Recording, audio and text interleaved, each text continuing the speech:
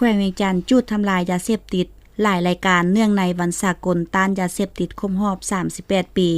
การจุดทำลายยาเสพติดเนื่องในวันสากลต้านยาเสพติดครบรอบ 38 ปี26 กรกฎาคม 1987 หา 26 กรกฎาคม 2025ได้จัดขึ้นในวันที่ 2 กรกฎาคม 2025อยู่ที่เดินศูนย์วัฒนธรรมแขวงสำหรับยาเสพติดที่นำมาจุดทำลายในครั้งนี้มียาบ้าจำนวน 3,500,000 กว่าเม็ดน้ำหนัก359กว่ากิโลกรัมยาไอจำนวน 25,000 กิโลกรัมเฮโรอีน200กว่ากรัมเคตามินน้ำหนัก 4.4 กรัมและคอลลาเจน112ซองใบกระท่อมมี168กว่ากิโลกรัมทำลายทิ่มแล้ว145กิโลกรัมยาดาทิศินจำนวน 2,000 กว่าแก้ว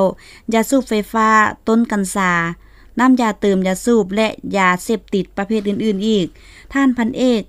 คำฟองวงดาราแสนห้องหัวหน้ากองบัญชาการป้องกันความสงบแขวงเวียงจันทน์ให้ฮู้ว่าในระยะ1ปีผ่านมาใน6เดือนท้ายปี2024หา6เดือนต้นปี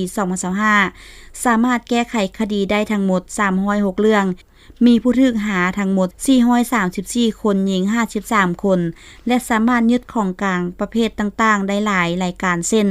ยาบ้ายาไอกัญชาแห้งเฮโรอีนยาอีคอลลาเจนน้ำกระท่อมและสารเสพติดประเภทอื่นๆนอกนี้ยังมีโทรศัพท์323เครื่องเงินสดสกุลต่างๆพาหนะและอาวุธศึกจำนวนหนึ่งขณะที่ท่านเจ้าแขวงเวียงจันทน์ในนามเป็นประธานป้องกันชาติป้องกันความสงบได้เน้นหนักให้ทุกภาคส่วนเอาใจใส่เป็นเจ้าการร่วมกันโดยเริ่มจากสถาบันครอบครัวก็คือพ่อแม่ผู้ปกครองให้ช่วยสั่งสอนลูกหลานของตนให้รู้ถึงผลร้ายของยาเสพติดทุกชนิดเพราะยาเสพติดเป็นบ่อเกิดทุกอาชญากรรมพร้อมนี้ก็ต้องได้เป็นหูเป็นตาช่วยกันถ้าพบเห็นปรากฏการณ์ย่อท้อเกี่ยวกับยาเสพติดให้รายงานต่อเจ้าหน้าที่ที่เกี่ยวข้องอย่างรีบด่วน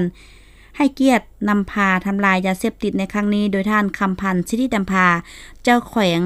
เวียงจันทน์ประธานป้องกันชาติป้องกันความสงบแขวงเวียงจันทน์ท่านพลจัตวาสมคิดดวงพระจันทร์หัวหน้ากองบัญชาการปกส.แขวงเวียงจันทน์มีบรรดา